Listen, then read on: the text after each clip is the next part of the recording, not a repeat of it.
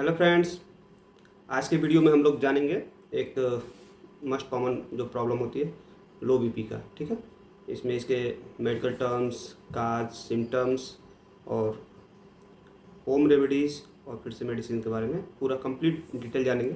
तो आप लोग वीडियो में अंत तक बने रहिएगा। अगर आप नए हैं और हमारे चैनल को सब्सक्राइब नहीं किए हैं तो चैनल को ज़रूर सब्सक्राइब कीजिएगा। ठीक है, चलिए इस बात करते हैं। सबसे पहले जो हम आपको बताएंगे वो ये है कि बीपी की जो रेंजेज होती है, कितने से कहाँ तक क्या होता है, कितने से कहाँ, तो वो चीज़ जान जाएंगे।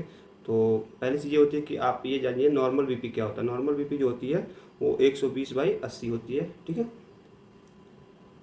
जो आप रीडिंग लेते हैं उसमें डिजिटल में लीजिए या फिर जो एनालॉग आता है उसमें लीजिए। ठीक है, और फिर जो लो बीपी की होती है वो होता है 90/60, 90/60। इसमें अपर वाला जो होता है वो 90 होना चाहिए और नीचे वाला जो है 60 अगर है तो ये लो बीपी की कैटेगरी में आता है। उसके बाद अगर टू लो मतलब कि बहुत ही कम अगर लो हो गया तो उसका होता है कि जो ऊपर वाला होता है 60 होता है और नीचे वाला 40 होता है। ये जो होता है मेडिकल कंडीशंस होते हैं। डेंजरस बीपी मतलब कि जो सबसे अब मरीज को आईसीयू में शिफ्ट करना पड़ सकता है तो वो 50/33 होता है। ठीक है, तो ये रेंजेज होती हैं बीपी की, जो कि मैं यहाँ पे ऊपर लगा दूंगा चार्ट में, तो ये आप देख लीजिएगा।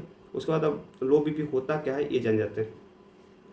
तो इसके लिए आपको हम ये वीडियो जो है कंप्लीट देखना है और केयरफुली सुनना है। ठीक है, तो लो बीपी जो है उसको मेडिकली हम बोलते हैं हाइपोटेंशन।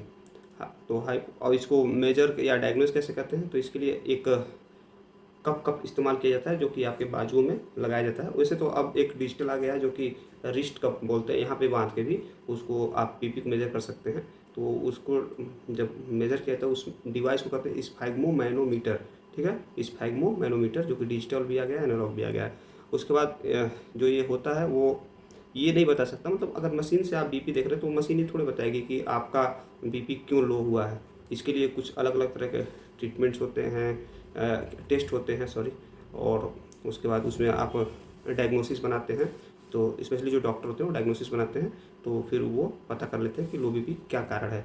तो इसमें जो अगर डायग्नोसिस जब बनाया जाता है तो उसमें कुछ आपकी प्रीवियस मेडिकल हिस्ट्री देखते हैं, डॉक्टर पूछते हैं आपसे, फैमिली हिस्ट्री पूछते हैं, करंट जो सिम्टम्स है मतलब जो प्रेजेंट टाइम में आपको क्या क्या लक्षण दिख रहे हैं वो देखते हैं। उसके बाद जो आप दवाएँ ले रही हैं वो दवाओं के बारे में देखते हैं, कहीं आप ऐसा तो नहीं है कि हाई बीपी की दवाई ले रहे हों और उसके साथ लाइफ स्टाइल भी कुछ चेंजेस आए हों तो जिसकी वजह से भी बीपी लो हो सकती है। तो ये सब सारी डॉक्टर देखते हैं। ठीक है, उसके बाद कुछ टेस्ट कराते हैं जिन टेस्ट की वजह से पता चल जाता है कि लो बीपी का जो कारण है वो क्या हो सकता है। जैसे कि ब्लड शुगर टेस्ट हो गया, किडनी फंक्शन टेस्ट जिसमें क्रेटिनिन देखा जाता है, एनीमिया हो गया।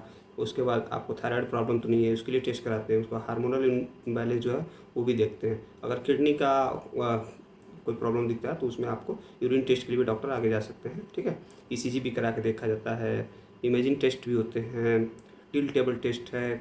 उसके बाद स्ट्रेस टेस्टिंग होती है, इसमें ट्रेडमिल पे आपको दौड़ाया जाता है। उसके बाद आपकी ईसीजी कराई जाती है। उसके बाद ट्रीटमेंट में आते हैं तो ट्रीटमेंट में 2-3 तरह के ट्रीटमेंट डॉक्टर प्रीफर करते हैं। जो सबसे पहला ट्रीटमेंट होता है वो लाइफ स्टाइल चेंज करते हैं। अगर मेडिकल इमरजेंसी केसेस है तो आपको आईसीयू में लेने के बाद ट्रीटमेंट स्टार्ट किया जाता है। अगर नॉर्मल जो है तो उसमें आपको क्या होता है कि आपको होम रेमेडी सजेस्ट किया जाता है। ठीक है, तो होम रेमेडीज में आपको सबसे पहले ये बताते हैं कि आपको क्या करना चाहिए, घर पे आप क्या कर सकते हैं। उससे पहले ये जान जाते हैं कि लो बीपी के सिम्टम्स आपको क्या क्या दिख सकते हैं, जिससे कि आपको ये पता चल जाए कि लो बीपी ही है, हाई बीपी की प्रॉब्लम तो नहीं है। ठीक है, तो या हाई बीपी या फिर दूसरा कोई कारण तो नहीं है, दूसरा कोई बीमारी तो नहीं है। ठीक है, तो इसमें जो सबसे पहला जो इसमें देखा जाता है वो होता है चक्कर आता है मरीज़ को, सर दर्द होते हैं, पेंटिंग होता है, लगता है गिर जाएगा चक्कर खा के। उसके बाद से गर्दन अकड़ जाता है, ये भी एक सिम्टम्स ही है लो बीपी के। उसके बाद आपका कंसंट्रेशन नहीं बन पाता, कोई काम कर रहे हो उसमें मन नहीं लग रहा है, पसीना बहुत आ रहा है, फीवर बार बार आ रहा है, सांस का शॉर्टनेस हो जाना, जल्दी जल्दी सांस लेना और बहुत फास्ट सांस लेना। उसके बाद से आप क्या होता है कि झटके आ सकते हैं, सीजर जिसको बोलते हैं वो आ सकते हैं। इरेगुलर हार्ट बीट हो सकता है, हार्ट बीट कभी बढ़ सकता है कभी घट सकता है। डायरिया हो सकता है, वोमिटिंग हो सकती है।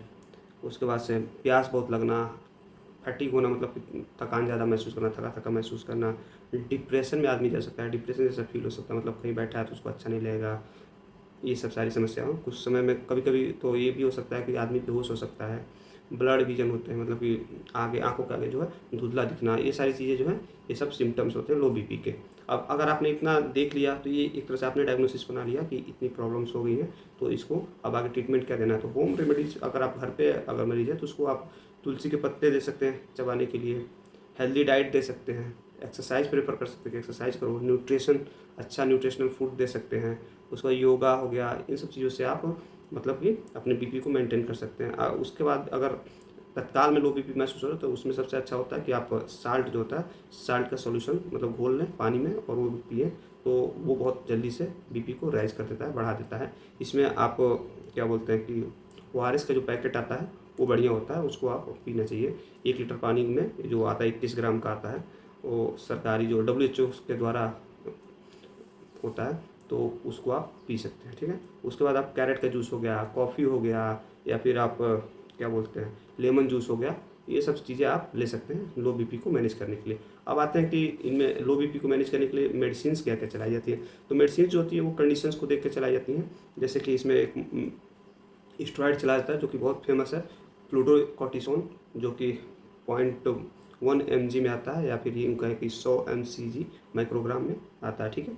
दूसरा होता है मीटोड्रेन होता है जो 2.5 मिलीग्राम में आता है, फिर पाइडो स्टिगमिन आता है, फिर एक आता है कैफीन जो होता है, कैफीन तो आपको पता ही है।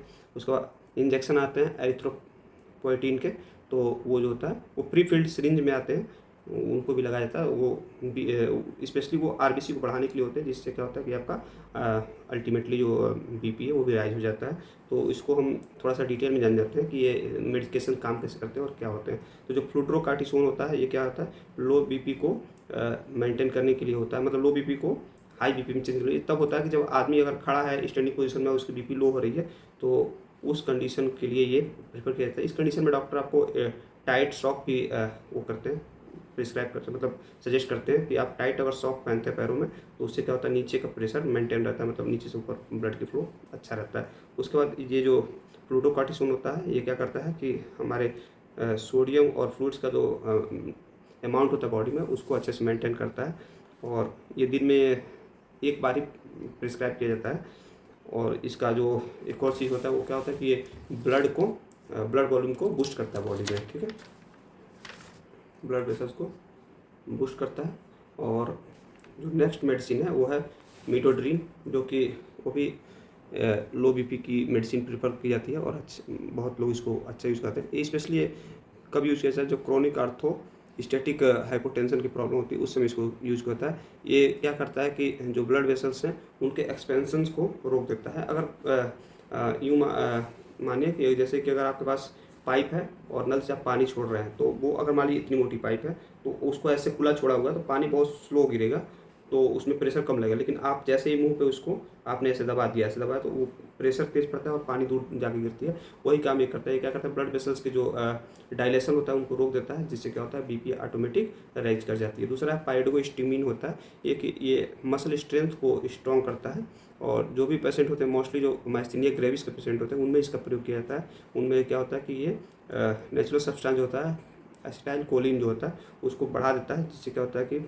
ब्रेकडाउन ऑफ जो माइस्थीनिया ग्रेविस होता है उसको ये रोक देता है, और जो हेल्दी मसल्स होते हैं उनके फंक्शंस को इम्प्रूव करता है, जिसकी वजह से क्या होता है कि बीपी लो बीपी जो होती है वो नहीं होती है, और मरीज को अच्छा आराम मिलता है लो बीपी में, ठीक है। दूसरा कैफीन है, जो कि कैफीन सबको पता ही है CNS स्टिमुलेंट होता है, सेंट्रल नर्वस सिस्टम को स्टिमुलेट करता है, और टेम्पोरली ड्राउजीनेस और इन सब को रोक देता है, और आपको अलर्टनेस को आपको हाई करता है। इसका ज़्यादा सेवन करने से आपकी नींद भी गायब हो सकती है, इसलिए जो जिनको अगर ज़्यादा पढ़ना होता है तो वो कॉफ़ी का सेवन करते हैं। उसके बाद ये सर दर्द के लिए भी बहुत अच्छी दवा है, स्पेशली जो माइग्रेन की वजह से होता है, और ये बीपी को बढ़ाता है। अगली जो इंजेक्शन है जो मैंने बताया एरिथ्रोपोइटिन, वो प्री फिल्ड फॉर्म में आता है, और उसको लगाने से क्या होता है कि मरीज़ के अंदर आरबीसी की जो मात्रा है वो बढ़ जाती है, जिससे क्या होता है जब आरबीसी बढ़ता है तो ऑटोमेटिक ही ब्लड प्रेशर भी राइज हो जाता है। Thanks for watching.